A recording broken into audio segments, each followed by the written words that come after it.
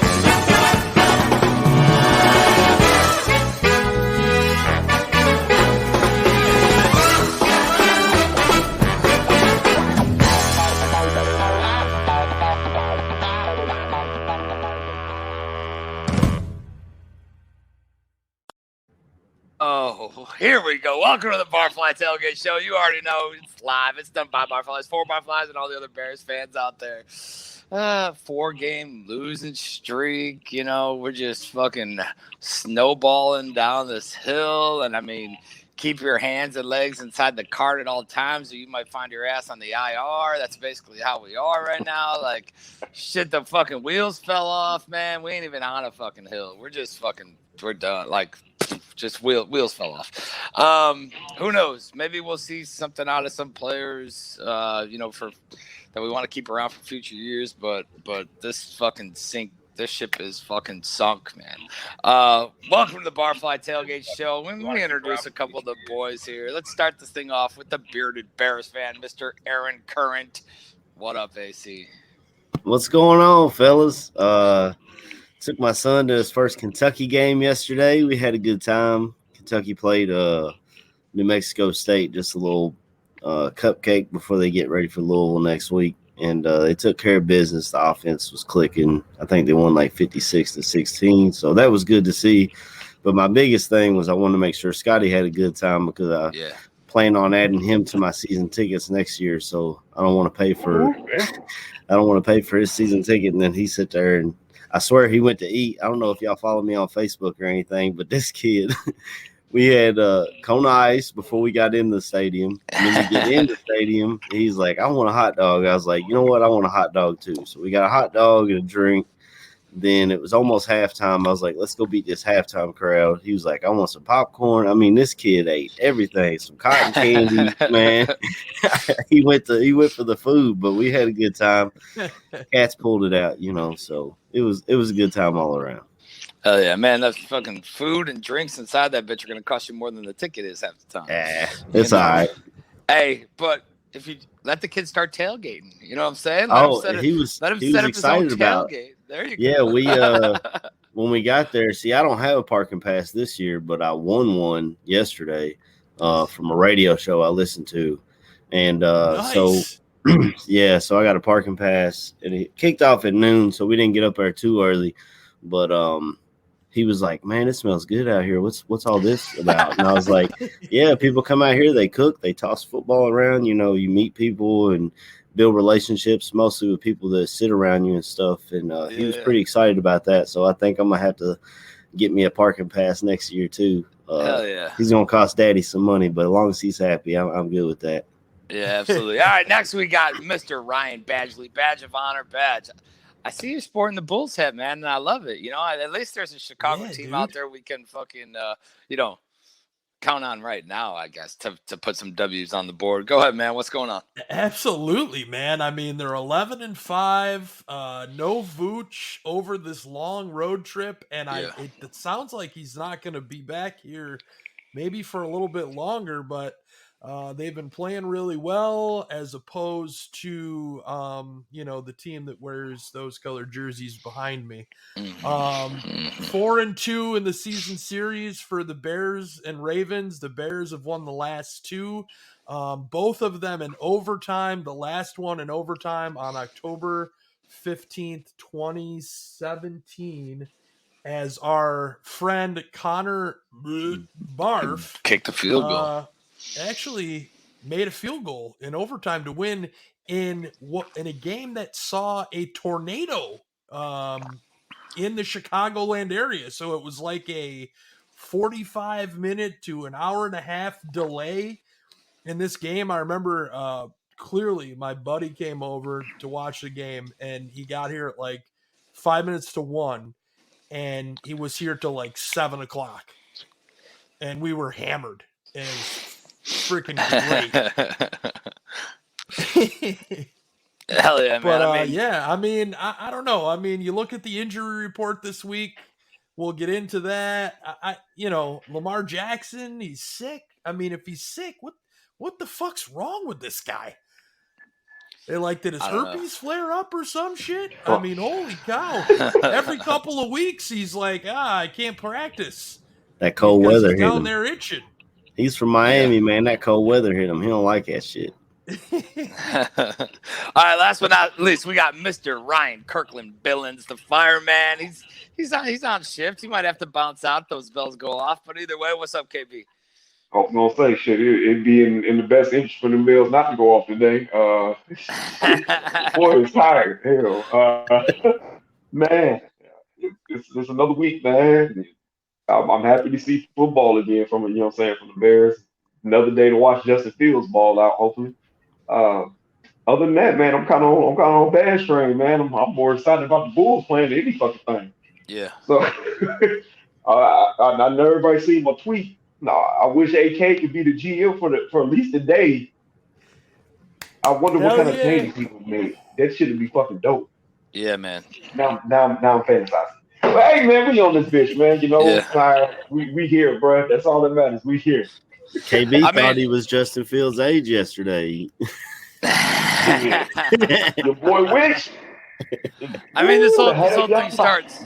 Something starts from the top down, man, and I know the whole 8K wishful thinking, but I mean, I think at this point it's just a matter of time, right? It just has to be. I don't see how they sell to the fans that the future is bright. Okay, cool. Fields is here. But everybody, all of our aging players are now fucking questionable, IR, out, whatever.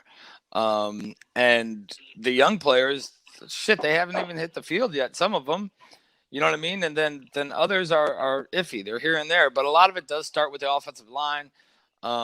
It starts there on how well things could be. I mean, I know you guys have seen some of the things come out, like Fields. I think Fields is promising. I like Fields. But there is mixed opinion. A lot of people have mixed opinion. I mean, he had a great game, 2 weeks ago? 2 weeks ago he had a great game, but still in the league he's like the lowest. He has the lowest QBR for an unpressured quarterback. So when there is no pressure, he's not hitting it. And there's different things, and a lot of that I think does start with the coaching. It starts with Nagy, but if you're an unpressured quarterback, man, you have to fucking hit those passes. You have to be able to get them in. And I get the comfortability, and he may feel rushed even though he doesn't have pressure. And we're going to get those things with a young quarterback, but I think this whole fucking thing needs to be blown up. And I don't even care who's next. You know what I'm saying? Keep Montgomery, keep Fields, everybody else. And keep Roquan. Everybody else, I don't give a fuck. You can get rid of Mac. I'm fine with it. I don't care anymore. Just blow it up. And I know some people will be like, oh my God, but Mac this, Mac takes up. I get he does. Cool. But now what's he doing? Now he's on the fucking IR. And it's a shitty event, right? It's something that you're not going to guess it's going to happen. But I don't know, man. I think I'm just so damn aggravated with the fucking organization that I don't even care anymore. Blow the whole fucking thing up and let's go. Dude, that's where I'm at, Bobby, and I'm sorry to jump in here, but I said it to you guys in the chat. AC, you were talking about get what jerseys and this and that, and my reply to that was, I will not support anyone where money funnels to the Bears organization at this point in time. I refuse to spend a dime. As you look at the wall behind me and see that I've probably spent more money than I've ever made in my life on the shit behind me. But I refuse to spend any money on this team right now. And I love Justin Fields. I won't buy his jersey because that money will go to this organization. Until things are done in the organization to make a difference and prove to this fan base that they actually give a shit about the product on the field, as far as I'm concerned, they can kiss my ass. I will not spend another dime of my hard-earned money for this organization until they recognize they have a problem, and it starts with the chairman of the board and just continues to work itself down to not only the head coach and Matt Nagy, but a lot of the coaches on his coaching staff that are in over their head as well. I've seen a lot of Ryan Pace hate this week, and some of it is warranted. I definitely will agree with that. But you look at what Ryan Pace inherited with this team, guys, he revamped the entire defense. There was fucking nobody here on defense when Ryan Pace got here. And look what he did with this defense. And in a quick time frame, too. See, I mean, I like what Pace has done, right? I like, and I get what you're saying. I like the picks. I'm not even mad about some of the first round busts. I mean, first round is like the hardest fucking round to draft in. I think overall, it's one of the hardest rounds to draft in because there's so much shit to be filtered for players, and I honestly think that's probably the highest percentage of busts around is the first round. If you look at the picks he made at the draft time, like I'm a nerd, so I look at mock drafts and scouting reports and all that shit before the draft, so I kind of know who they think's going to be good and who isn't. It's not like Ryan Pace went and picked anybody who everybody was like, yeah, that dude's going to be a bust. Like, Mitch Trubisky was a reach. A lot of people had him, behind Deshaun for obvious reasons, as did I. But, like, the Kevin White, he was picked right where a lot of people thought he was going to be picked. Leonard Floyd, same thing. He was picked right where a lot of people thought he was going to be picked. It's not like he was grabbing Shea McClellan, you know what I'm saying, or anybody like that. What I was getting to is what has he done for the offensive line though? Yeah. What has he done for? I get like defense. Like every year, man, you see some guys step up on defense. And defense is more of the system you're in. I think we've seen Mac, and we've seen Robert Quinn come in like last year. I get he had drop foot, but you could really fuck up a dude by the defense you put him in. But when it comes to the offensive line, he hasn't done shit. I mean, you see guys that are more comfortable playing in a 4-3 than a 3-4. You see players that whatever. They'll be like, well, this defense, that shit's not like that on offense. It's like it doesn't matter what the system is, just bring them motherfucker in here and let's go. But what have we done offensive line in 5 years? Like we take reaches. We don't solidify anything up there. We end up buying fucking 40-year-old dudes that, are on a boat fucking fishing because we're in panic mode. And now what? But all of this shit surrounding the fact that we know we needed a quarterback. We knew we were going to get a fucking rookie quarterback. That like before the draft, man, they were like, yep, if any of these dudes are here, we're fucking taking them. That's it. We're moving up. We're going to mortgage the fucking future. We're going to grab this dude because he can be this, can be that. But they didn't do anything else to support him. They drafted 2 tackles. I mean, Tevin Jenkins has been hurt, but if you look Yeah. again, if you look at mock drafts heading up into the draft, he was a first round pick, and they said they had him in the first round. Well, he on a lot of fell our off boards. because of injury. They Right. dropped him down to like the second, third round because of fucking questionable injury. That's why everybody passed on his ass. Yeah. I mean, everybody passed on him how many times? At least once, maybe twice. Yeah. But I mean, if you look at the offensive tackles that were drafted in that second round, like the only offensive tackle that I know of that was drafted this season was Rashawn Slater. That's really panned out this early. It's still early, obviously. Yeah. But he was drafted top 10 or something. I mean, the Chargers had a great draft. I loved what they did. They grabbed Slater and they grabbed Asante Samuel, who I liked a lot, and it's worked out for them. But other than him, as far as offensive tackles that were drafted, no one sticks out to me as now they're on the field. I guess that's a positive over Tevin, but yeah, I haven't seen anybody Tristan Wirfs. explode. I mean, last year with the Bucks, he was a first round pick, wasn't he? Sack, what's that? He was a first round pick, though, wasn't he? Oh, I thought we were just talking about offensive line picks in general. I didn't realize. Yeah, he was definitely a first rounder. I'm trying to think of guys that we actually had a shot at drafting. We didn't even have a first round pick, So yeah, that's true. It's tough to build an offensive line without your first round pick, and we traded those picks for pieces that we needed. Now that obviously goes back to the Ryan Pace situation. He's mortgaging the future to try and build for now, and building for now has not worked. Well, I mean, that's no different than what the Rams have done at this point. Right. They don't have the Rams. They have thrown every first, second, third, fourth round draft pick over the last 3 years at everyone. Why? Because they want a Super Bowl right now. I mean, but is it going to work out? Who knows? Yeah, and don't get me wrong.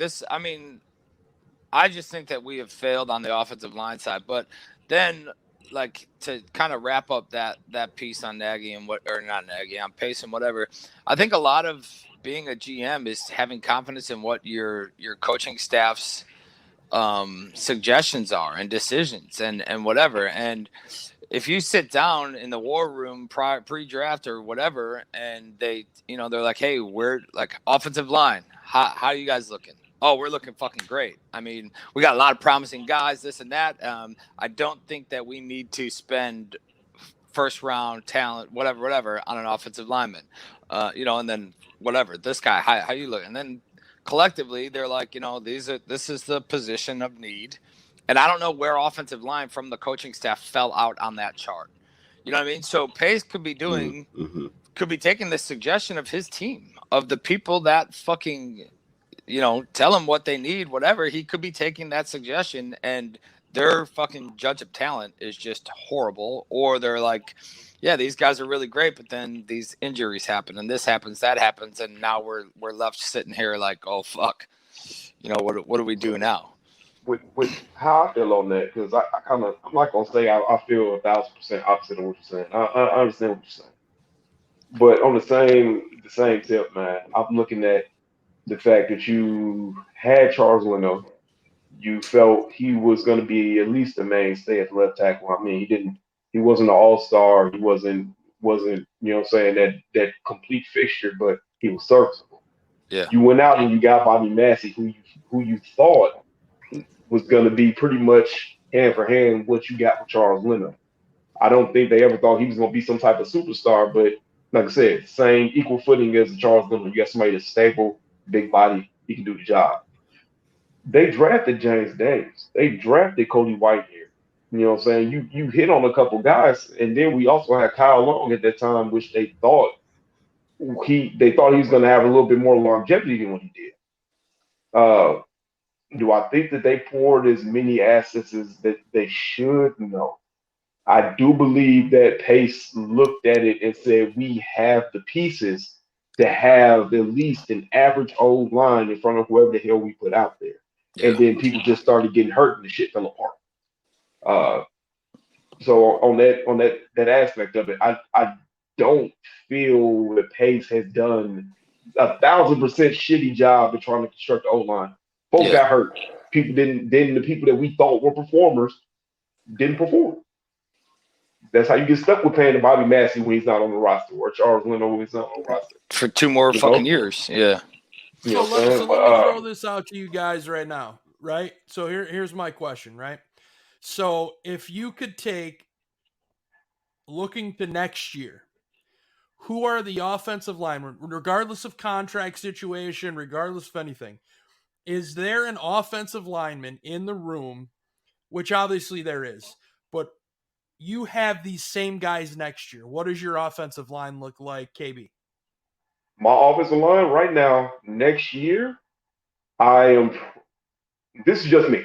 I would probably put Bourne at left tackle, and I will put Tevin Jenkins at right tackle. James Daniels and Cody Whitehair are going to be my interior linemen, and whoever the fuck I can bring in, whether it be through the draft or it be if you get lucky on the free agent market. There's going to be a new center. Like right now, I don't know if the center for this team is on this roster. Apparently, James Daniels isn't vocal enough. Cody Whitehair has a funky ass snapping fucking motion. Okay, that's fine. Leave them two at guards. Find the center. You have your 2 young studs. See what the fuck you got. That's why I'm a proponent of Tevin Jenkins getting on the fucking field as soon as he can. Yeah. So, Bourne at left tackle, Jenkins probably at right tackle. Daniels, Whitehair, pick or free agent. Yeah. That's my line. Yeah. I'm right there with you, KB, on that. And actually, I was listening to Olin Kreutz. I think they do the No Name podcast or something. I was listening to that actually right before the show, and he was talking about O-line. And Olin Kreutz will know more about he's forgotten more about O-line than I'll ever know. And he kind of said that he works out with Mustipher, so he felt like he was a little biased, but he felt like Mustipher has the ability to be obviously a starting center. He has been through 9 games as an undrafted free agent, but I'm right there with you. I just don't think it's good enough. He's not strong enough at the point of attack. And as a center, you're going against nose tackles. You're going against the biggest bodies on that defense for the most part. And you just got to be stronger, man. And I just don't see it there. And there are some draft picks that can be made, and with a center you don't even have to grab a first round center or a second round center. You can find those guys later in the draft. Fucking Robbie. Thanks, Robbie. I appreciate it, man. Damn, what's it called? So if I'm not responding to y'all in the chat, I'm on my phone today. I'm not on a computer. So I literally would have to do this the whole time and and be like flipping around and shit. So I'm not really in the chat, but the ones that I spot when they pop up will definitely, comment. I'm sure Badge and the guys will fucking throw their comments in on other stuff. I'm definitely gonna shout out everybody that's been saying, "Hey, Brian's always working hard." Man, I love y'all for that. He's like, because I'm definitely fooling the rest of you motherfuckers. Just don't fall asleep in that comfy chair today, KB. Oh, I'm definitely going to sleep after this shit. But yeah, dude. So what to kind of put a bow on the offensive line? I think we're all kind of with KB. I think the rest of it. I think a lot of this plays into where does Tevin Jenkins fit? Where does he fit? That's still a huge question mark. We don't know yet. We don't know. We know where we want him to fit. We know where it would most benefit us. But I guess going to left or right, as long as he fits, I really don't give a fuck. Like, I don't care if he can play left tackle. I don't care if he can play. I just want him to be able to play fucking one of them and to do it at an above average fucking piece and be good. You know what I mean? They said he's practicing on both sides, and he's got a Hall of Famer there in the building that he can pick his brain. I mean, if you're not taking advantage of that, that's on you. I was gonna say the reports say that he said that he's more comfortable playing on the left. Yeah, because he said that's how he finished out his whatever. But I honestly think just because he finished out at left, I don't know how many games it was, but whatever. Just because he finished out at left tackle, and that I think it's going to be a wake-up call when he sees the level of athleticism that he's going up against now. You know what I mean? Because your defender, the person that you're trying to block, is obviously a big fucking piece of this, you know. And just because he finished out a couple, you know, Played well in the Big 12. That's a big step yeah, up to you know what I the mean? the Miles Garrett's of the league. And I don't want to shit on the dude, like whatever, like you knew you had back problems and you're pulling a fucking golf cart up a hill. You're pretty stupid to begin with. And right? You know what I mean? And like if he can play left and he comes in as a lockdown left and he's great, then cool. What bothers me is the fucking whole revolving door offensive line, the musical chairs. Like, oh, fuck it. Well, that guy got beat 3 times last week. Let's throw this guy over there and fucking move him to that side. Like, bring in Latavius Simmons, who hasn't taken a snap in practice all week, and stick him in right tackle. Speaking of right tackle, man, Larry Borum, I am over the moon with him. Yeah, I love Borum. Let me give you guys what my thoughts are. I know I asked the question, but I actually didn't get to give you mine. So, Badge, what are your thoughts on this offensive line? Yeah, thank you, Bobby. No problem. So, in all honesty, though, I look at this line right now, and the one problem I see is Sam Mustipher. Now, yes, we're running the ball well. You just saw Ravi put it in the chat. We are running the ball well.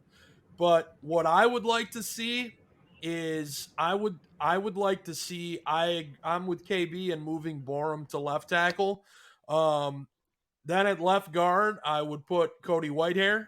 James Daniels would then be my center. Alex Bars would be my right guard, and Tevin Jenkins would be my right tackle. Now, hopefully, when the time comes, Jenkins and Borum maybe, could be swapped. But at this point now in the season, I would remove Sam Mustipher, move James Daniels over, and put Alex Bars at right guard. Personally speaking, granted, he's had a lot of reps at tackle, but we saw what he did over the last couple seasons at guard, and he was very solid there. And the fact that he is not being utilized right now in this situation, Can I interject with this real quick? Because the one thing that people, just glance over or forget, Alex Bars was supposed to be at best a second round quality guard. He blew his knee out. That's why he became an undrafted free agent. He was looked at. They didn't say he was as good as my man that went over and played for the Colts. What's Quentin Nelson? Quentin Nelson. He wasn't Quentin Nelson, but they said that he was just as angry as a Quentin Nelson, and he has the body size. He's 6'5", 300 plus pounds. Sam Mustipher is like 6'2". I'm sorry, you move Daniels over. Alex Bars would be my guard right now. And who knows? Like I said, you play people that have talent. If he is good, you extend him and then you see what you have. I mean, he was undrafted, right? Undrafted free agent. He did really well last year. Once the things got solidified, once the line got solidified, I thought he played great, especially for an undrafted free agent. I do agree with you though. Like when you have that lower extremity or whatever, that's a lot of fucking weight to put on there. You got some 200-pound fucking beast mode motherfucker coming at you, damn Leroy Jenkins, and he's trying to fucking blow through the wall, and that's a lot of pressure to put and a lot of weight to keep on it. And let's not forget, like, that field is fucking shit. So however you're trying to dig in and hold isn't the best for it either. But I mean, I guess there's some promise, right? There's some people there, and who knows, man? Like, you can't rotate out the fucking leader every year and expect them to solidify a piece either. That's what fucked Lovey. He was always shuffling that O line and never got it right. Now I feel like now we have better pieces than we had then because he had Jamarcus Webb at left tackle, and boy, we all remember that. That shit was not pretty. So let me ask you something, and I know it's kind of going off of this, but I just remembered it. I asked one of my buddies like probably a year or so ago. Does Chicago have a quarterback problem, or does Chicago have an offensive line problem? With all the talk that there's never been a great quarterback, whatever. Is it a quarterback problem, or is it an offensive line problem? I think it's an offensive line problem. I think it's yes. Well, no, I'm changing my tune. think about the quarterbacks you've had here, with the exception of Jay Cutler and Sid Mhm. Lockman. Oh, okay. Yeah. If we're not talking about Jay, then What- Daniel's quarterback problem. Yeah. Well, What I mean, Jay was here, but but you can't really say with the exception. Jay was here for a long fucking time. Very true. Was the You know what I offensive mean? line ever But really good for Jay? I mean, he's the record holder in a lot of the quarterback statistics, so that's kind of why I say don't count him. But aside from him, Luckman, I mean, everybody else never amounted to what you thought they were going to be. You Mhm. know, I mean, aside from 06, Rex Grossman. you know, that Stop that it. season, I mean, Grossman, yeah, he threw a lot of picks, but he actually had an okay year, and then he shit down his leg in the Super Bowl. So it is what it is. But to me, I change. I say quarterback problem, but I also think offensive line is a problem as well. Yeah, I think second that's that. why AC went with a yes. You are correct. Yeah, He's like, if fuck it, we let's take Jay sprinkle Cutler out of some the fucking equation. coaching on top and call that bitch a day. Yeah. But Well, I just I'm saw always that Cutler actually- was Matt Stafford in a Bears jersey. So Matt's that's me. not. Cutler was Aaron Rodgers without a Super Bowl ring. Other than Rodgers doesn't turn the ball over as much, but the way he acted, the way he was with teammates, some guys loved him, some guys freaking hated him. In the media, Yeah.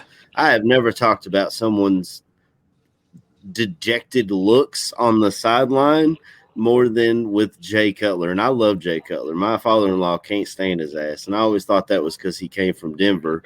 And my father-in-law has ties with the Chargers because he spent time in San Diego with the Navy, whatever. But Nice. I just saw a video this week, and I wanted to bring this up. This week was the week that Jay Cutler broke his thumb against the Chargers and ruined that season that started out so well. Yeah. I think Dude, it I was thought 10 we years were winning ago. the Super Bowl that year. Dude, I we really were on did. fire. I mean, Yeah. you had Johnny Knox doing his thing. You had That's just a sad story right there, too, man. man. Knox I love was that a kid. hell of a wide Yeah. receiver. Yeah. All right, let's run into this game a little bit. Let's get into this game. I think we're just kind of. Are we last playing week a game had today? bye. Shit. Yeah, I forgot. So coming up against, I want to say 6-3. I think they're 6-3. Yeah, their record's opposite of ours. Yeah, 6-3 Ravens. The So Ravens there's a chance. they've shit down their leg a couple times. I mean, they lost to Miami last week. The problem is they don't do it 2 weeks in a row. And normally after they have a dismal performance, Lamar Jackson comes out the next game and fucking Hall of Fame statuses that bitch and fucking goes crazy. So that's what I'm kind of expecting today. But especially with this defense, I think we're just going to get run on. Hollywood Brown, he's, I believe, listed as out today. Mm-hmm. So we have guys out, right? And then I think the big question mark on this game is Lamar Jackson currently, unless something updated, is he's a game time decision with his illness. It's the same one he had last week. He had a couple days off in practice this week. Supposedly it's not COVID. It's not the flu. It's just an illness. So I don't know. Yeah, I don't know what the hell this. I don't know what the hell this guy's got. I'm totally kidding. I'm not spreading any rumors. Jesus Christ. Next thing you know, I'll be on fucking TMZ telling everyone Lamar's got. Oh my god! I'm totally But I kidding.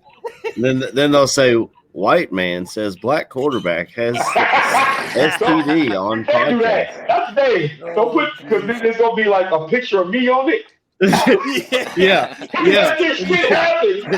All four of us, yeah. Oh shit. Oh my god. But I mean, that's what we got today, man. So I don't know. It's like I've been trying to, figure this game out, and it's so difficult. My brother actually is a Ravens fan because he always loved Ray Lewis back in the day. So he became a Ravens fan.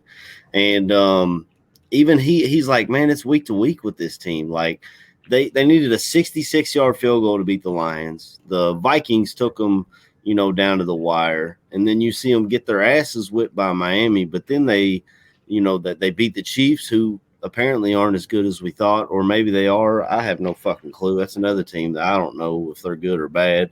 They beat the Colts. I'm pretty sure. Yeah. And another last second thing.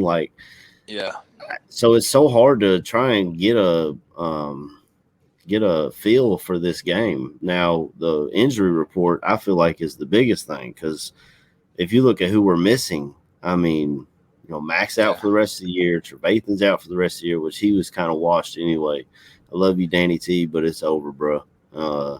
Then you got, Hicks is out. You got Allen Robinson out. And actually, that was another thing. They didn't call up Rodney Adams. They called up Isaiah Coulter, when with Allen Robinson out. So that's another, like, to me, questionable decision. Like, I don't know what Coulter's showing them on the practice squad field that got him the call over Rodney Adams, who clearly had a relationship with Fields in the preseason.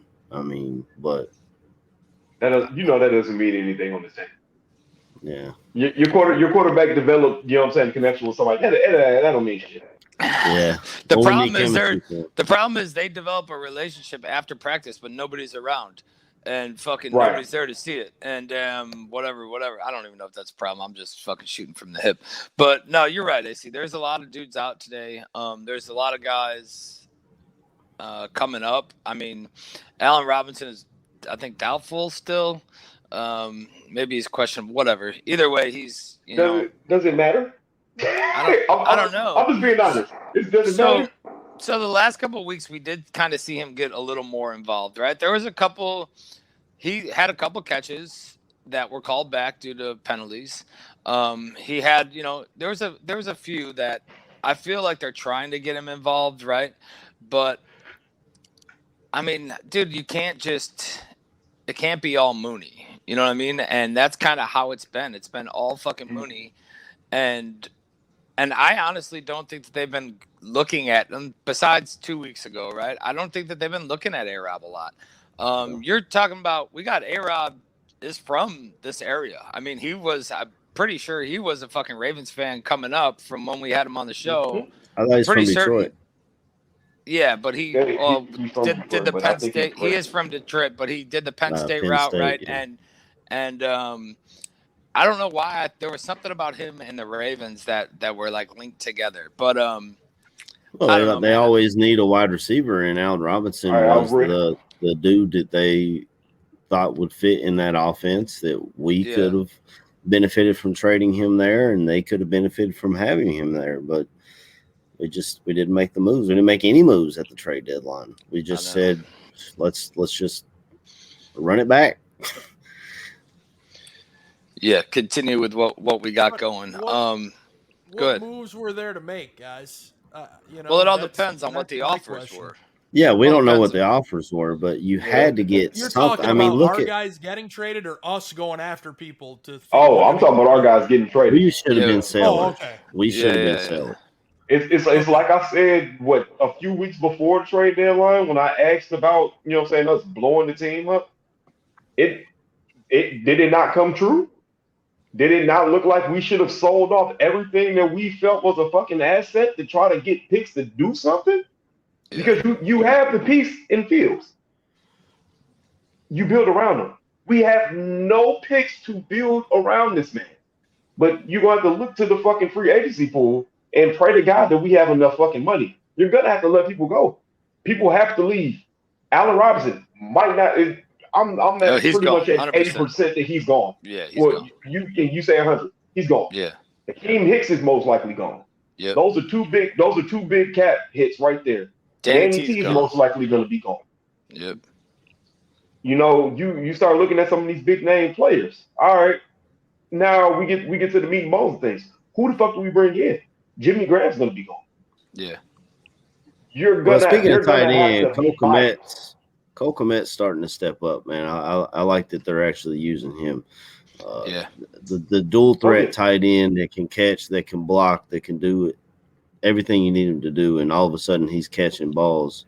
I really like his progress as a tight end. Yeah, I think he showed a lot, and I think it was Monday night, that over the middle play. It was the middle of the field. It was three people. Finally we hit a fucking seam route. You know what I mean? But I think the Kmet of before, and maybe it's just me, and maybe those plays stand out, right? And maybe he doesn't do this a lot, but it always seemed like he was kind of hesitant to stretch out in the middle of the field. Had those alligator arms. To get extended and get that fucking ball in. And I feel like, now he's kind of just, or maybe it was just that play, who fucking knows, right? But there was always that worry of, that either drop or like it's thrown over his head. Well, yeah, this motherfucker didn't even have his elbows by his ears. You know what I mean? His elbows were resting on his tits. That's why I was thrown over his head. Like, he's like this, instead of fucking stretching this thing out. And I like how Komet's coming around. I do. I still think I'm still a believer that Jimmy Graham, keeping him here this year was fine. Maybe could have sold him before the trade deadline, of course. But I think keeping him here this year was fine. I think Jesse James does everything that Jimmy Graham can do.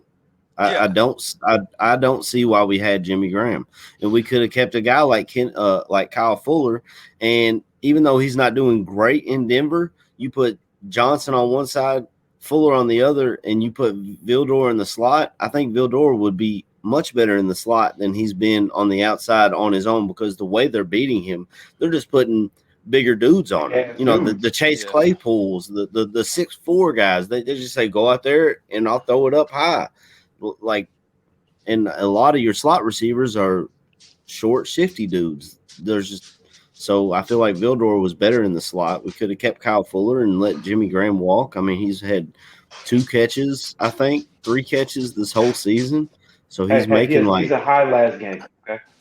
He's making $3 million a catch. So I mean, even the Fuller thing. Look, Kyle Fuller has amounted to shit. He lost his job in Denver. I mean, there's no guarantees that if Fuller stays here, he's worth a shit here. The Fuller price tag was too much. The Fuller price tag was way too fucking much, and I think that's one of the main reasons. I'm looking at it now, it's like, well, it kind of worked out for us. We're not paying him to suck. You applaud the organization on the Fuller fucking cut. What they were gonna pay him, what he's done this year. This dude was fucking benched, and he might still be benched, but he was benched for 2-3 games. And the paycheck that he was getting from us, this is one of the pace moves that, although people might have been pissed off, and now that Vildor kind of is getting beat up out there, people are in the same camp of, well, if we kept Fuller, motherfucker, Fuller's price tag was a lot, and we weren't paying. We weren't doing the shit. There was no tag for A-Rob. Granted, A-Rob didn't tag, might not have worked out either, but there was no tag for A-Rob. And if you were to keep Fuller and get rid of A-Rob and had Justin Fields out there right now, not knowing what him and A-Rob would be like, there'd be so many more complaints coming and going after the organization for setting him up for failure, instead of, well, it would have been, if we had Allen Robinson, Justin Fields would be fucking great. You know what I mean? And there was just the whole conversation would have changed again. I get Clover's not wrong. 4 tight ends. I mean, just because we got rid of Kyle Fuller doesn't mean the Jimmy Graham thing was the greatest of ideas either. Yeah. You know what I mean? So you look at those things. Okay, one's a win, maybe. One's definitely not, because you're paying a guy a bunch of money that could have been used in other places to possibly get a. You're paying Jimmy Graham to be a fucking tight end coach. That's what you're doing. Yeah. Yep, exactly. And they did the same thing with Zach Miller the year after he got hurt, which was great. I wish they would have kept him on the staff, because I really feel like he would have been somebody Cole Kmet would have great sounding board for Kmet. Oh man. Yeah. And I mean, now we're at the depleted linebacker core. So we'll hop off tight end. Let's go back to the defensive side of this depleting linebacker core. We got Robert Quinn has stepped up this year, but last year he went through injuries and was playing well below average. And we see the guy that we replaced him with went out and got double-digit sacks, right? Roquan has been Roquan. I don't think there's anything to complain about there. I think Roquan's a beast, and Roquan, if nothing else, tries to do everything. If he's not voted into the Pro Bowl this year, it's a fucking tragedy. If any of you guys listening, you can go to NFL.com right now and you can start voting for the Pro Bowl. We need to get guys like Roquan and I would say even Jalen Johnson into the Pro Bowl, because what else do they have to look forward to? Yeah. And I mean, then we brought in Bruce Irvin last week. I think he's practice squad still. Obviously, he's got some shit to go through, but brought in Irvin and playing today. I thought. I thought it was practice squad. Maybe not. Maybe I just saw his name in an article. Well, with the COVID rules, they can pull up a guy from practice squad like right before kickoff, can't they, or something like that? So we'll just see how. Maybe they stuck him there just to see where he's at physically, and maybe if he does play, they're just gonna put him in on 3rd and long and say go hit the quarterback. They're not gonna have him studying the playbook or dropping. I think they moved up to Darius Mack. Is what I saw. That might be what I saw. So, who knows? I'm over here looking at comments, but like I said, hold on. There we go. But I mean, what are your thoughts on is this one of the biggest places where we? Well, I think the first thing is you got to re-sign Roquan. That's number one, because to me, you look at contracts coming up or that are needing to be done. Roquan Smith should be number one on that list. We said it about A-Rob. We believe he's gone. We believe Hicks is gone. Roquan's got to get locked up because he just continues to ascend. That to me is the number one priority. Now from there, you look at that linebacker position, and I'll stay in the middle linebacker spot. Well, Alec Ogletree, the guy wasn't even playing football until he came and visited fucking Robert Quinn. Yeah. And the Bears were like, hey, you want to try out? And he was like, all right. Well, he has contributed, much more than Danny Trevathan on the season, but Danny Trevathan also has spent time on injured reserve, which is where he is now. So Trevathan, his contract is up. He's gone. Yeah. Christian Jones, I think, was a 2-year deal. You have him there. And then Joel Iyiegbuniwe. To me, there isn't one of those guys that's here on this roster next year, maybe with the exception of Christian Jones because he signed a 2-year deal. So to me, you're either making a free agent signing at that spot or you're drafting the next available player. So Christian Jones may be your other starter with the next person waiting in the wings. You look at outside, obviously Mack and Quinn contract-wise are here for the next couple of years. But behind them, it's Travis Gibson. Bruce Irvin is now here. I don't know whether he plays. Obviously, Khalil Mack done for the season. And then behind, I'm blanking on who's behind.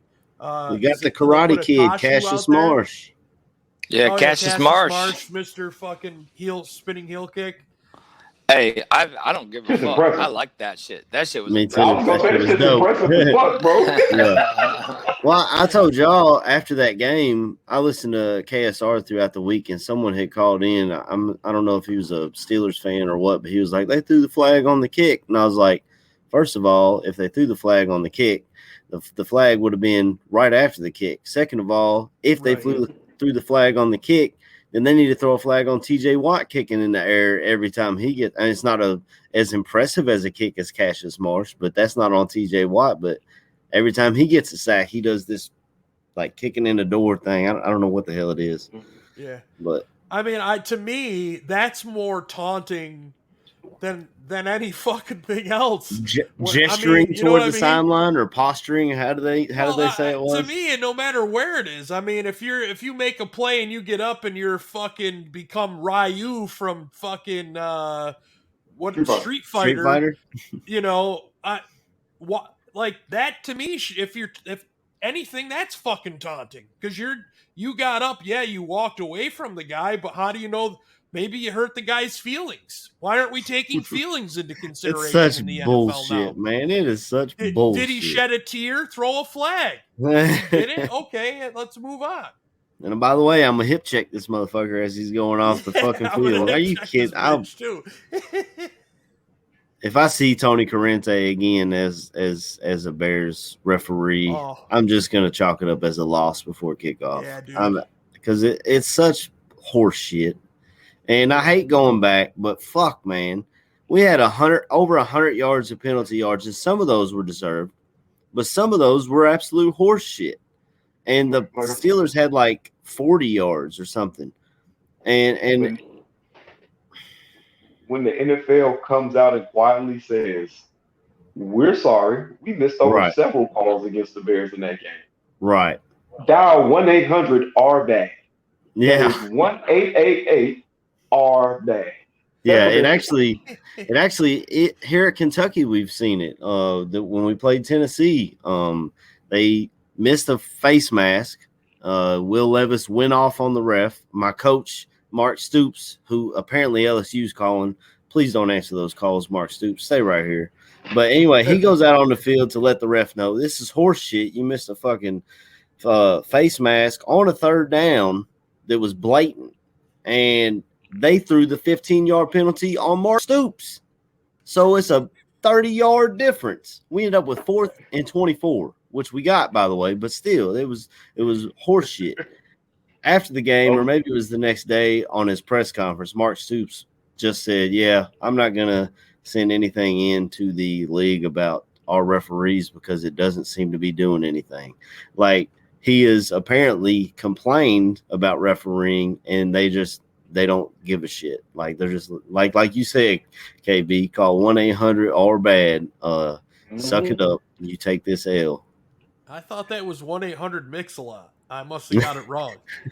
That's to kick that's to kick those nasty thoughts, Badge. See, oh shit, my that's the bad. wrong number. Kick those nasty thoughts. Hey! Shit, that was some good stuff, man. So, I mean, you look at, what do you think, AC? I mean, what's your... I see a Bobby titty for a second. Yeah, that's my bad. I thought Bobby was ready to be back. And then we saw his titty. Nipple. It happens. You got to do weird shit when somebody's kicking them nasty thoughts. You know what I'm saying? Oh, shit. That's good, man. Oh, shit. All right, where are we at? What we got? Baby got back. Push I up. don't remember. Badge was about to ask a question. We're off the rails. It's Sunday morning. That's you know what? You know it's gonna be. What are you saying? A good time right now to do some promotion here on the network. Damn, so, I thought Carrie was getting freaky for a minute. That Mix-A-Lot shit. And then she's saying something in the bed. I was about to be like, yo, I'm out. Arch in the back, baby. Little in the middle, but you got what's back. Oh, shit. Yeah, this really went off the rails. So we'll be back.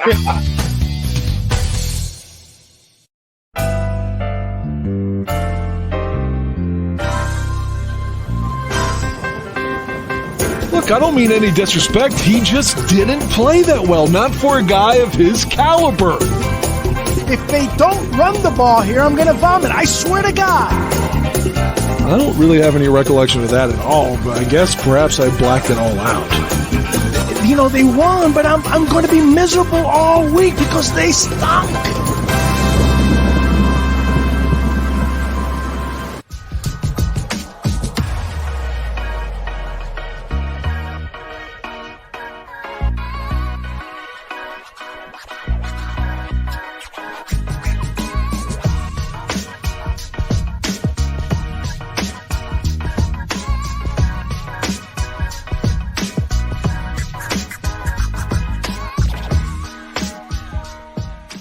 The Barroom Network presents two fired-up Bears fans. They are ready to rumble on the Bear Debate.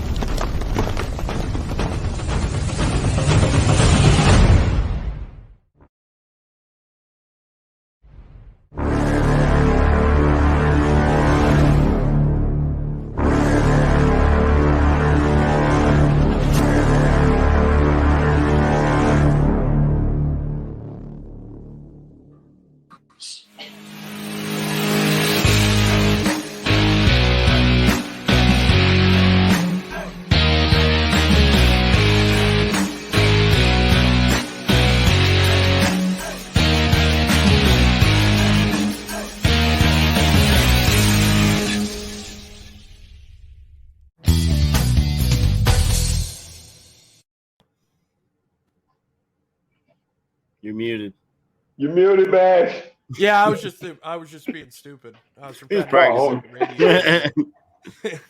So, we were talking about linebackers is where we were before we went off the rails there. So, I can't remember who was up, but that's what we were talking about. AC.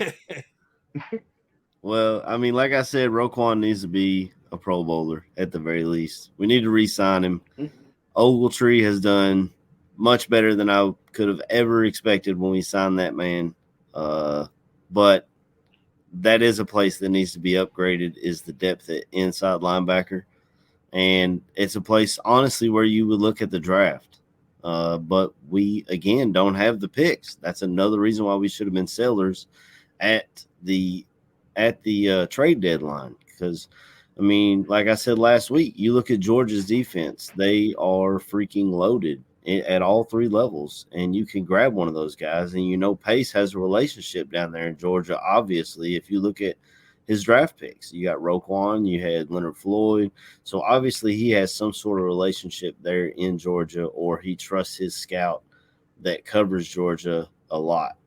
So inside linebacker, maybe you get a Georgia guy, or Alabama guys are always good, but we don't have the high draft picks, so we might have to look at, I don't know, we might have to have Pace pull another, if he's here, pull another 5th round pick out of his ass that pans out.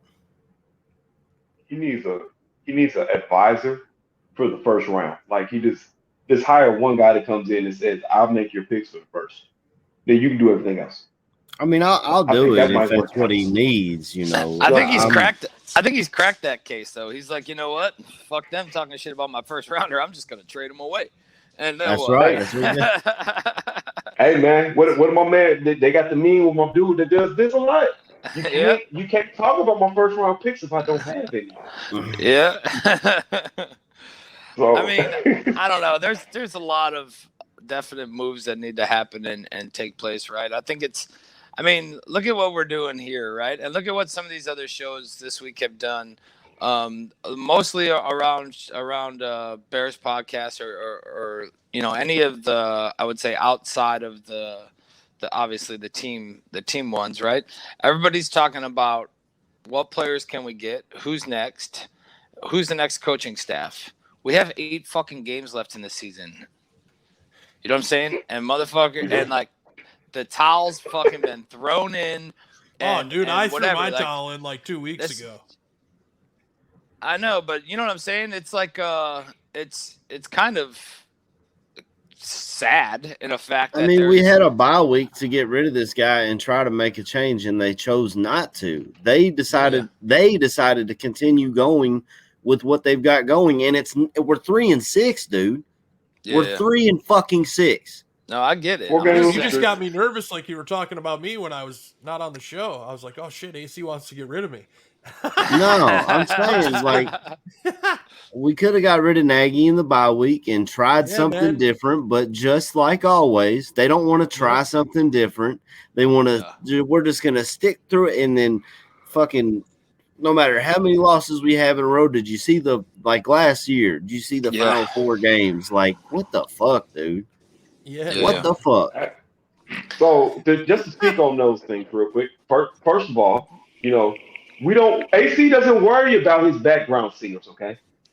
He doesn't know who's behind him when he's front stage. He just knows that there's 3 people behind him. So, Badge, you were fine. You didn't have to worry about it. Second of all, he doesn't run the offensive talk or the defensive talk. He kind of runs all of it. It's the AC show. It's the AC show, god damn it. What is that? Y'all just in the background doing this. Hey, we just sitting back and harmonize, god damn it. This is a movie. We were Bernie Mac and Samuel L. Jackson. He was motherfucking John Legend. That's what I'm saying. We could be Diddy. We could be P Diddy. He's just notorious.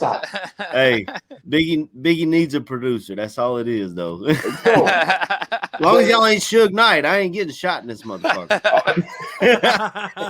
well, and this is funny because this also kind of leads into what I was talking about. So the second rumor, which is more relevant to what we were talking about, is the fact that there's a rumor saying that if Nagy gets blown out one more time, he possibly might not survive until the end of the season. We get our ass beat today. Maybe he's fired.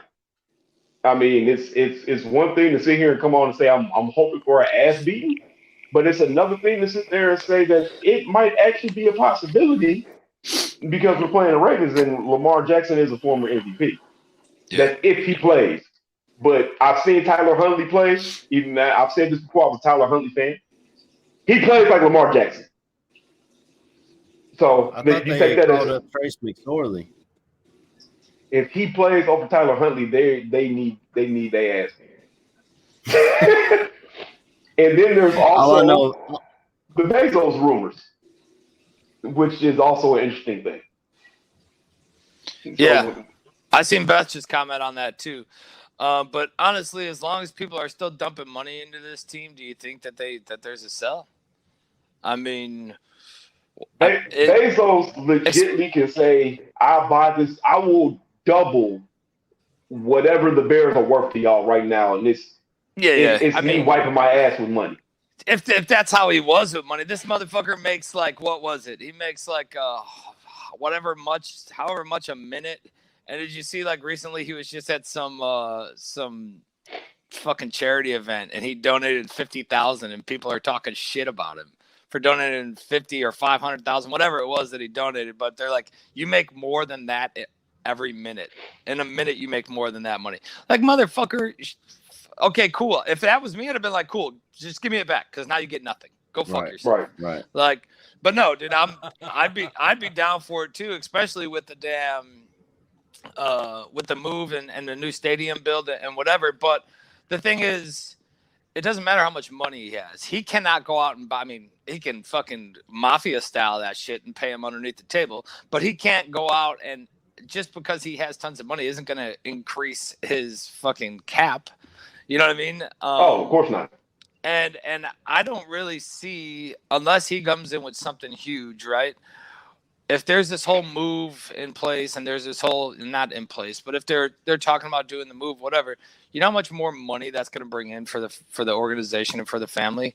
Maybe it is a good time to sell, but I'm just saying, like, you know, you don't sell when you're at your low. You sell when you're at your high. Get the fucking stadium built, start packing in people, and then get an extra fucking however many millions of dollars because of the stadium and all that shit. That could be true. You know what I'm saying? Yeah. Just sell. One of my most famous quotes. I was gonna say one of my most famous quotes from a movie: "If it don't make dollars, it don't make sense." It makes sense to Jeff Bezos. You buy the Bears. Move them to Arlington. He can build a stadium that would shit on the Cowboys stadium. Dude, they'd have a fucking rocket ship there to go to space and shit. Yeah. You can go to space during halftime. But just a quick trip. Needed to get a beer. You would have your Amazon Stadium or whatever the fuck it would be. It'd be fucking ridiculous. And then it's in one of the top 5 markets in the US. Yeah. I mean, I'm down. I don't. Like I said, I'm down for everybody to leave. I don't fucking care. Keep Fields, keep Mac, or keep Fields, keep Roquan. And honestly, there's nobody else that I won't think about getting rid of. Everybody else is on the. Everybody else not. I love Mooney, but I'd even get rid of him too. If he was on the. If somebody came in and said, "Hey, we'll give you a fucking 2 seconds for fucking Mooney or a first and a second for." Yeah, I'm fucking saying. You know what I'm saying? Like, there's nobody that I think is untouchable outside of Fields and Roquan. Everybody else, if the price is right, I'm fucking selling them.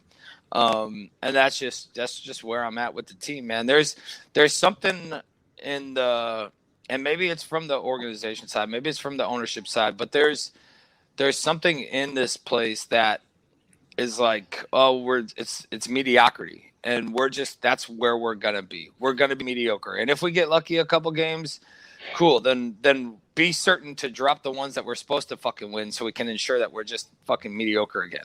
And it's how this organization has been for years, and nothing is.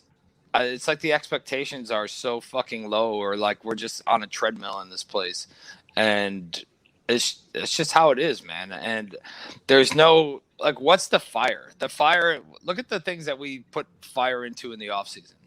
This year it was Fields, right? It was without this dude ever taking a fucking NFL snap, he's the fucking saving grace, and that was the fire going into the offseason. You know what I mean? And then. Or going into the season. And there's just so much shit, I think, that we put stock into. And honestly, I'm at the point now where I'll fucking sell it all. Well, Ravi just said paying Montgomery would be stupid. I don't know. A lot of people think that. He's a Right, running it's back. Khalil Herbert. Herbert's damn Montgomery good, was gone but for 4 weeks, and look what Khalil Herbert did. I mean, he's a 6th-round draft pick. That's the way a lot of organizations look at running backs now. Yeah, it's the most underrated position in all of NFL, man. The guy will touch the fucking ball sometimes more than a quarter. There more than passes are thrown. He'll garner more yards throughout the season than almost everybody else on that offensive side when it comes to receiving and rushing. And their running backs are shit on. It's like that throughout the whole league, man. You're not going to see Henry's showing you down in Tennessee. He's out, and they're still winning ball games, against big opponents. So when I first read that, Ravi, I was like, well, how would we not pay money? But the more now y'all have turned me around. You're right. Turn around. Hold on. I get it. Go ahead. Then allow me to interject.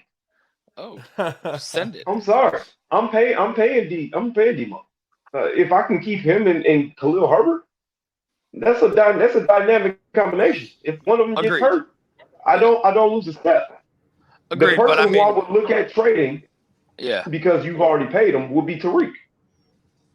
Mm-hmm. I love Tariq. He's a fun player to watch, but he's also very expensive, and he hasn't been on the field. You're gonna get like a conditional 7th-round pick next year for Cohen. You're not gonna get. Which I think has got to be part of the reason why they didn't do it. Yeah. You know what I'm saying? I'm looking for the cap relief. If I can trade Tariq to a team right now who would love to have that man, Kansas City. Yeah. You could probably get them to bite on the mid-round pick. You clear up that space. You have the money you can pay. I just think for running backs, man, the market is. Oh, it's the truth. The market is always bad for them. It sucks. But like I said, we're $2 whores. Yeah. You can fuck us, and then you can keep us moving. Yeah. And that's just kind of how it is, and unfortunately, like that's just how it is in the league. And granted, there's favorite running backs that are gonna get moved and whatever. I'm down with keeping Monty if the price is right. I like him. I'm just saying he's not untouchable. Depending on what he wants on a contract, that's the fucking make or break right there. You either slam the table or you don't. Yeah. And honestly, I think, and we'll get your guys and if you're in the chat, their perspective too. I think wide receivers are becoming replaceable. I don't see a lot of wide receivers that I mean, there's maybe 4 or 5 in the league, but wide receivers that aren't replaceable. A lot of these guys, like that whole running back kind of mentality is bleeding. I believe is bleeding over into wide receivers. I mean, you've seen some of the top guys get fucking cut. You've seen guys like they're just like, hey, you're just not working out. When years ago, you would have never seen that. The whole fucking fan base would have just imploded if you fucking cut a guy like that. And I mean, you've seen, granted he's older, but Julio Jones get moved last season or in the off season. You see a lot of these guys that are big name wide receivers, and the market or the desire to fucking chase down one of these guys isn't really there anymore. And I think the league's kind of changing in that sense of the value that a wide receiver brings, and who's this next quick fucking kid you can get that can make a play and keep you going. Well, I think the OBJ is a prime example. I mean, Yeah. here's a guy who his career started out hot. Then he had a fist fight with a fucking field goal net and lost. And, next thing you know, he forces his way out of New York. I He's forgot in love about with that. Cleveland. And, then his dad's fucking pissed off. So he's posting stuff on Twitter. Now Yeah. he's gone.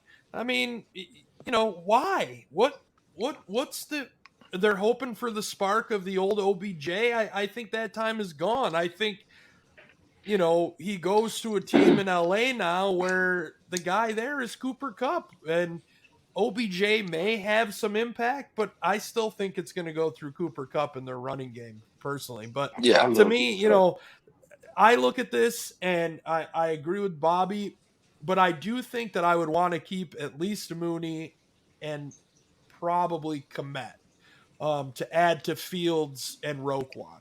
Sure. I would like to keep Jalen Johnson as well on the defensive side. But out of that, that's it for me. Anybody else, I mean, yeah, it'd be great to keep Monty or Herbert. I mean, I might keep Herbert in all honesty because he's cheaper than Monty. So, I think he's locked in still too, right? Herbert's not going right. anywhere. Well, for a while, yeah, and I think Monty is, but only for another year. I think. Yeah. I'm not getting rid of Mac. Y'all can say get rid of Mac. You're not getting a first round pick for him at his age. You're not. You at the best, we saw the Von Miller trade. He got a second and a third, and that was from the Rams, who trade everything instead of if I can draft. get 2 twos, I think it all. I mean, for me, I don't know if you're getting that. I really don't. Yeah. For me, the Mac situation is how. I mean, I didn't think it was that serious because they kept the guy on the sidelines with this injury, right, and had him sit out 3 games. Had him sit out. It was never put on the IR. Then we see this past week, right? Just recently, he gets dropped onto the IR. So how much is this injury impacting, and what's the future look like? And like, is it? I don't even know like totally what it is, right? We heard what it is, but it's like, where do you go from there? How much more is he gonna garner or bring? And it's the GM. And do you sell now or do you keep him and wait? And I think more that's valuable here than he would be on the trade block, in my opinion. And we'll find out in the rest of these games because we're gonna see what we got behind him. Like we said earlier, we call up guys like Cassius Marsh and his brother Ladarius Mack and guys like that. Travis Gibson, who we drafted, but I'm mad they ain't brought up Snowden yet, man. They haven't called him up. Yeah, and I also think with the Mac thing, if they comes to a point where they're like, hey, so free agency is here, whatever, we can get rid of Mac and get these 2 guys or this young guy and this fucking proven veteran for the cost of Mac in 2 positions that we need, whatever. And then, they look at the bonus or like, the comparison, and do we want 2 guys instead of this one, whatever. And now also it's going to look at how these guys play, how these dudes with him gone, how they play, and who's got some promise and who doesn't. I'm not like I'm not sitting here saying Mac needs to be gone. Absolutely, like fucking cut him 100%. I'm just saying I don't think he's fucking untouchable. And if I can turn around and beef up this offensive line with a proven fucking veteran that's maybe just hit his first fucking contract, right, or something like that, and I can sell Mac and buy 2 of those, then I'm fucking buying them. I understand that because that's, like I said, that's kind of my whole approach on how I felt about A-Rod. You know what I'm saying? You paying the man close to $20 million for this year, and then if you want to bring him back and you want to franchise tag him again, you're probably well into the $20 million. For that price tag, I can go out and get a Michael Gallup and try to steal Christian Kirk for the price of what you would pay A-Rod. And you have 2 legit starters across from Mooney. So I understand that point. You know what I'm saying? Maybe you could turn Mac into 2 players. You know what I'm saying? But he's here. And Yeah. right now, 2 and the 3, you look at that Von Miller trade, that shit was kind of eye opening. Yeah. But I understand what you're saying. I got you. And I'll go back to what I said before. We got 8 fucking games left, and we're already talking about fucking tearing everything down, breaking it apart. That's true. We're tanking for the Giants. Yeah, right. Tanking for the Giants. Yes, at this point, man, it's just what it is, man. We know we see this team play. Yeah, this ain't it. And next year, if they keep the same players, it's not gonna be it. It's time. Well, we got all offseason everything to go about next year. Yeah. We probably should focus on this. We need to talk about the game, bro. It's hard because, like, to be honest, I mean, I'll be honest.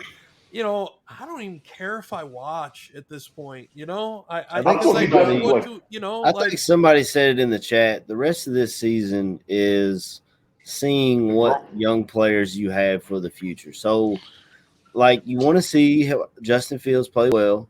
And honestly, I don't know if I want to win, because the more we win, the more this front office is going to say, let's stick with pace. Let's stick with game. Right. That's what they said last year. We were on a 6-game losing streak, and they said, well, the way they turned it around and won those last 4 games or whatever it was, even though we got fucking looked like embarrassed on Nickelodeon against the Saints, that they just ran it back. And so we're going to see we got guys like Mooney, we got guys like Komet. You want to see Borum continue to play well.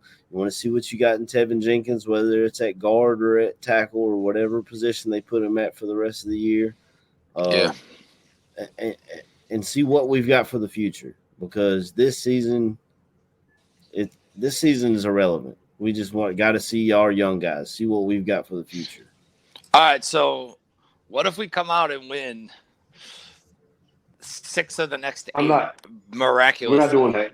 We're not doing this. We're not doing this. If we come out and win 6, if we come out and win 6 of the next 8, and our losses are against Arizona and Green Bay. Yeah. It don't matter. Get rid of Nagy. What's his record? What's his record But against the we Packers? won 6 of our last 8 games. What's his record against the Packers? KB, you're a Michigan fan. What is Harbaugh's record against Ohio State? That's what they look at. They don't give a shit. Exactly. They don't care. They shouldn't care what you do the whole year. What you do against the Packers matters. The organization is going to care, and that's the part. Fuck that. You fire Lovie Smith at 10-5. You say, you know what? We've had it. You got your walking papers. We don't care how you finish or what the record looks like. We don't care that you didn't back your way into the playoffs. Fuck that. You come out, you win 6 of the next 8. We're gonna.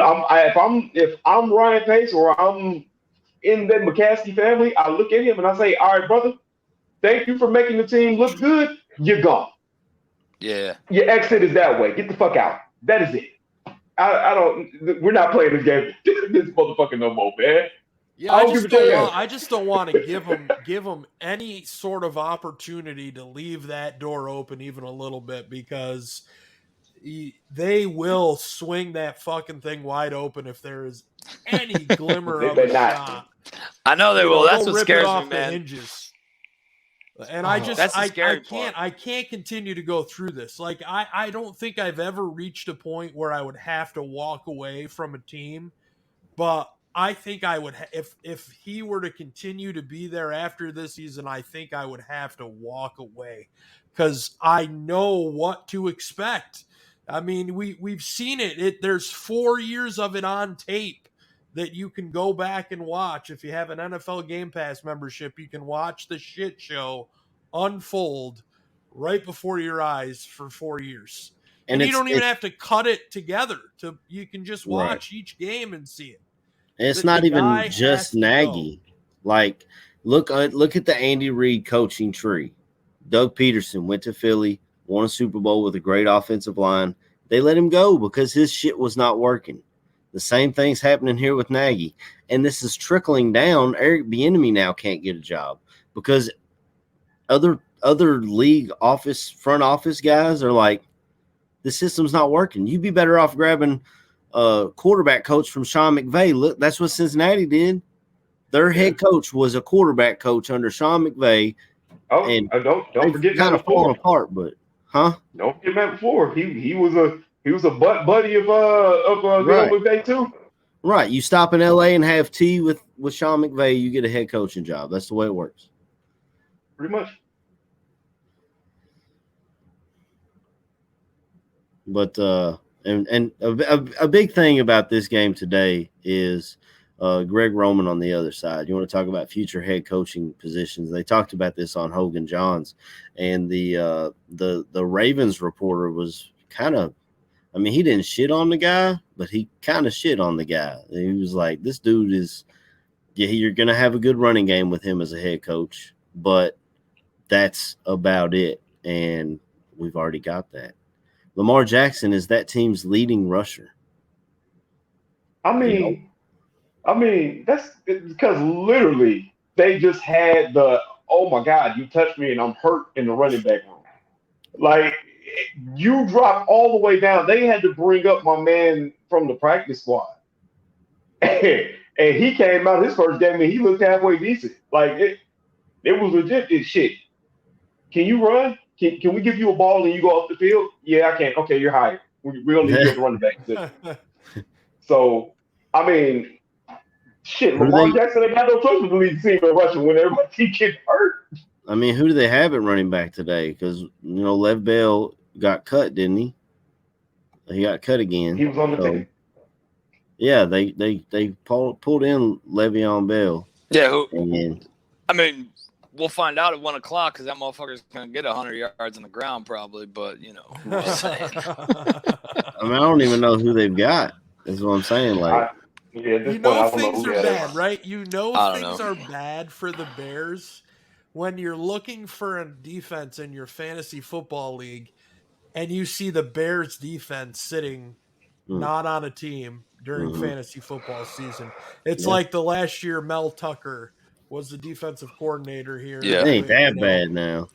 I mean, they're not that bad, but I'm just using it as a reference point because it's pretty sad when you don't your defense, which is what your franchise is known for, isn't used in fantasy. My biggest concern today is Mark Andrews. I'm not sure what we're gonna do to stop him. The guy is, I mean, he's big, he's fast, he makes all the catches. He's like Gronk. He's like Rob Gronkowski. The way he just goes up and does his thing. And Lamar Jackson, he can get it to him. Now, if Lamar's sick, then you got your backup. Who's the safety blanket for a quarterback? We've heard it for 3 decades. It's your tight end. And Mark Andrews is that. And I don't know who we've got. If Eddie Jackson can't go, which he hasn't been great anyway, then you've got a Tease Tabor trying to cover him. Garbage. I mean, I don't know why they don't discard DeAndre Houston Carson. Yeah, because they're using him in the dime packages. They put him at strong safety, but what happened to Deion Bush? Is he hurt? He's back today. Yeah, he's been out for 3 weeks. I was gonna say, because to me, if you want to remedy the safety position, DHC doesn't seem like a bad, option. And then you get Deion Bush. I mean, this is what you drafted both of these motherfuckers in the same draft for. Seems like you got a strong safety, you got a free safety. But if he's been hurt, then that's understandable. I can understand why he ain't playing. We got a blitz today. That needs to be the plan. If anyone watched the Miami game. Yeah, I think you're pinpoint on Mark Andrews. Let's get into that. To me, that I think is important is if we are able to blanket Andrews, is if it's Lamar or his backup, keeping them in the pocket. You see Robert Quinn on many occasions, the bend he gets coming around, and if they're able to see that and spin out of it, and they don't keep their lanes, I mean, he'll have a field day. You've seen it. You see Aaron Rodgers do it regularly against us. You've seen other mobile quarterbacks do it.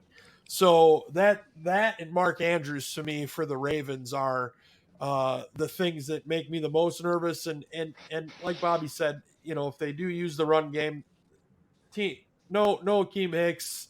We're not sure who's going to be at linebacker yet, other than Roquan. It might be a tough day defensively for the Bears. Yeah. Yeah, I mean, is there any way that this game gets to a shootout? I mean, Baltimore. I see a lot of predictions where they they're allow calling this shit for to shootouts. happen. Yeah, their defense gives up a lot of points. They're not fucking great either, is what I'm saying. Right. And I think this game. Yeah, I think this game can get to a shootout. I just think if we bottle, you're definitely going to need to bottle them up. I mean, with everybody that we have out, I think they're going to definitely go after that running game. I mean, they're missing Brown, so Hollywood's out. Who do they have? They have Bateman, right? And Andrews. Bateman's hurt. Going to be their Or top is he two. back? I think he's back. He came back off he's back? He came back off the IR like 2 weeks ago. Yeah, or like a weekend. I think 2 games ago he came back. But I'm not worried about Bateman. I would do exactly what Miami did. Yeah. I would blitz. They blitzed the same blitz 36 fucking times. I watched the video on it. My man said it. The same play 36 times. I would do exactly what they did 36 times. I would send everybody. To me, this would be the game you put all your young kids in. You're fast, run towards the quarterback. Just get in the backfield. Yeah. Yeah, I'll tell you what I do want to see today. I want to see another fucking Cassius March fucking whoop chup chup chalup chup and fucking hit a little kick at the end. Ryu! How you okay? But yeah, I think it's like we've said. I mean, it's a game of talent development. See what you got. Granted, everybody's been putting it out there for Fields, and yeah, of course, every game for him is going to be a learning, no matter what. No matter which way it goes, whether it's good or it's bad, every game for Fields is going to be fucking learning and development.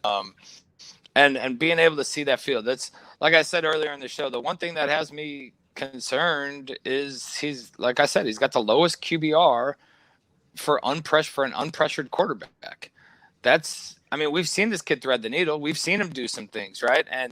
And when there is no pressure is when he's having more problems. How much of that though is related to his receivers not getting separation or they're running fucking 6-yard hitches or curls or. Well, I think a lot of or miscommunication. That was the biggest thing. The second half of that Steelers game, we started stretching the field vertically. Yeah. And we hadn't seen that since Nagy got here. I don't know if that's a laser thing, but whatever it was, that shit worked, and that shit will work today if he's got time. As far as the Ravens, we talked about their defense. Go ahead. We talked about the Ravens defense. They've got Humphrey, who's a hell of a corner, but other than that, they're kind of beat up too and inconsistent. They do have a good pass. They're not a good defense. Yeah. Yeah, they're not a good defense. And if Ravens defense. Yeah. I mean, there's either way, I just think that it's, I want to see some of these younger kids go or, come up and do their thing, and want to see a good game out of Monty. I think defensive side, Vildor could get back on his horse today. He's been getting beat up. I wouldn't mind seeing like not a comeback game for him, but I got to give props to Duke Shelley, man, because he's been playing a lot better. Yeah. Mm-hmm. You know, I mean, he had a rough go of it to start the season, man, but you can tell he's been working his butt off. Yeah. And, he's played pretty decent, over the last couple weeks here. Yeah, he really heard his name being said as much. It really has been, oh, my God, the Bears don't have a second corner. So, you are right. He's been doing the damn thing at the nickel. So, well, KB hit the nail on the head. Oh, what do you want? You want to get into? Yeah, you want to get into game predictions? Yeah, why not? Game predictions. It is Mr. Ryan Kirkland Billings. Give me your game prediction and give me a standout player for today. I have no fucking idea. That's why I'm asking. Everybody else is out. God damn it! Listen, what I would love to see a shootout.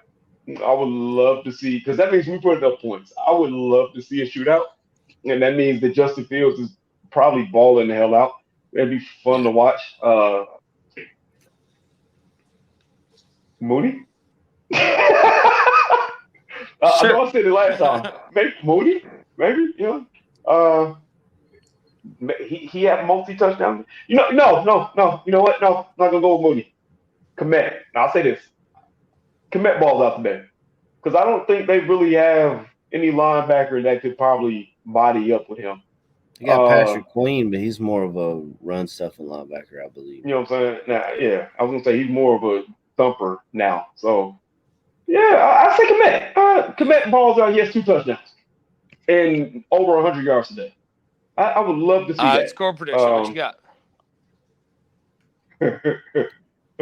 I'm shooting for the moon. 44-38. I don't know. I don't believe we win this game. I'm just at this point. I'm burned by this. It's like having sex with random women. You just throwing your nuts out on the table and playing craps. So, Ravens win this game 44-38. Wow. Y'all just hit shot. I don't know if there's a delay or what. I'm waiting on Bobby to say who's next, and it's just like silence. Yeah, I think Bobby froze. Oh. No. Is he froze again? Oh, this bastard is gone. God damn it. You're up, AC. Am I back now?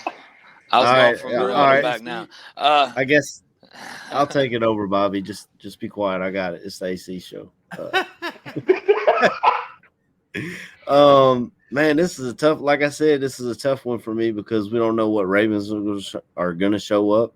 But we really don't know what Bears are going to show up either. I mean, we got half our team on IR now, and we're going to see what these young guys got. I think KB hit the nail on the head talking about blitzing these guys and making them make quick decisions, and especially with Hollywood Brown out. That's their speed receiver, so making a quick decision, like maybe you can do something. Maybe that'll help you cover Mark Andrews because, hell, I don't know, hit the quarterback. That's the best way to beat him. But I don't see us winning this game. I'm sorry. And it's nothing. I mean, I think it's going to come down to coaching, and it's going to come down to depth, which we do not have. And that goes back to what we've talked about, who needs to be replaced is our coach and possibly our GM. I think the Ravens win this game, but I do think that we're able to put up points against their defense as well. I don't want to say a shootout like KB said, 44-38, but I'm going to say there's quite a few points scored, maybe like a 35-33, something like that. Maybe Justin Tucker hits a last-second field goal to give the Ravens the win. But I think I'm going to take the easy MVP and say Justin Fields. I think he's going to move the ball around. He's going to be able to get out of the pocket and run a little bit. And we're starting to see these young receivers and receiving options play well and make catches that they need to make to help their quarterback out. And Bill Lazor is getting better at calling plays to help his quarterback out. So I think we come up just short, but I think we see what we want to see as Bears fans. Young guys stepping in and playing well, but we still lose, and that's one more step closer to Nagy being out the door. I think, guys, one thing this team has never done is taken how they've finished a game and brought what they brought in the end of that game to the next game. Yeah, we didn't talk about game strong. We didn't even talk about slow starts after bye weeks. We kind of missed the boat on that one. They finish a game strong, but then the next week they come out and they look exactly the same in the first half. AC, you just mentioned it. Coming out of buys, they're 0 for their last 8, 9, 10, 12, 14, 18, 20. Who gives a fuck? They're 0 for their last whatever coming out of the bye, and they've gotten their fucking asses stomped the last 3. So, I totally understand why everybody isn't sold on these guys coming out and, winning a game today.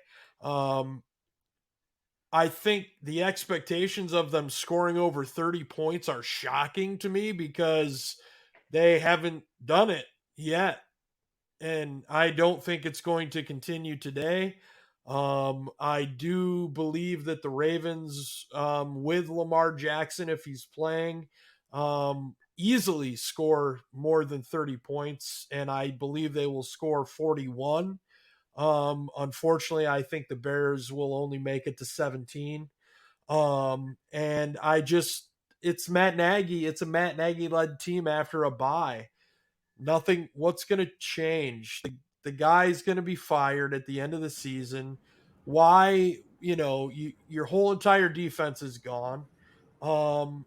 We don't know yet about A-Rob if he's going to play. We know Damian Williams is out.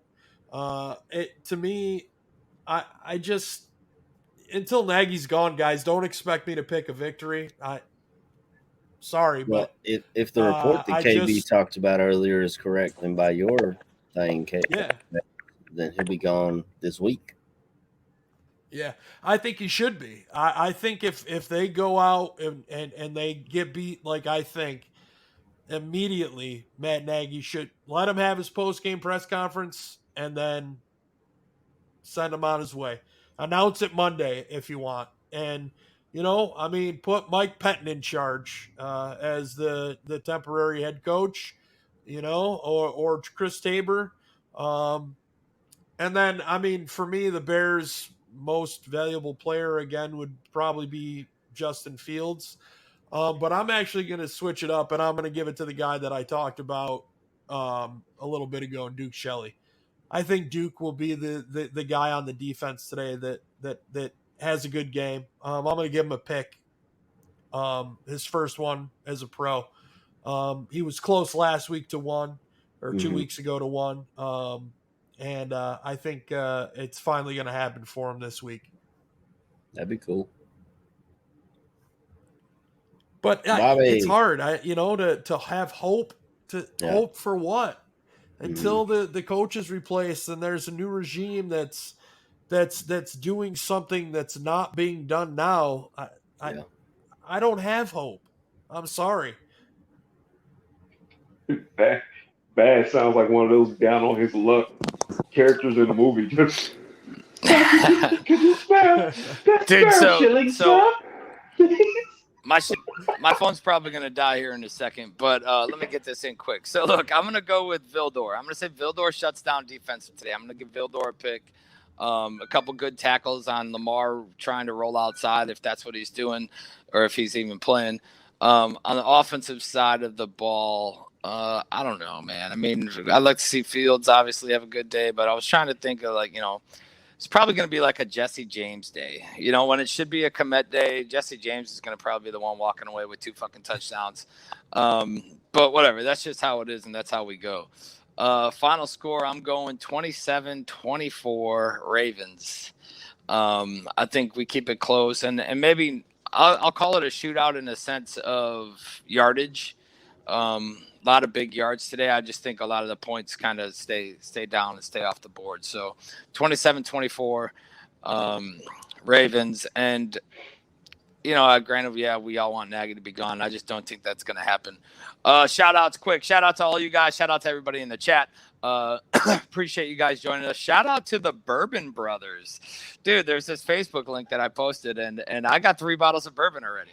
Holy shit. Kentucky bourbon or mediocre bourbon? Because we know who makes the best. $45 or more is what it's got to be. If you want to check it out, follow or go to my Facebook page, look at it, sign up. You buy 1 bottle of bourbon, and then it's not a pyramid. It's like everything rotates.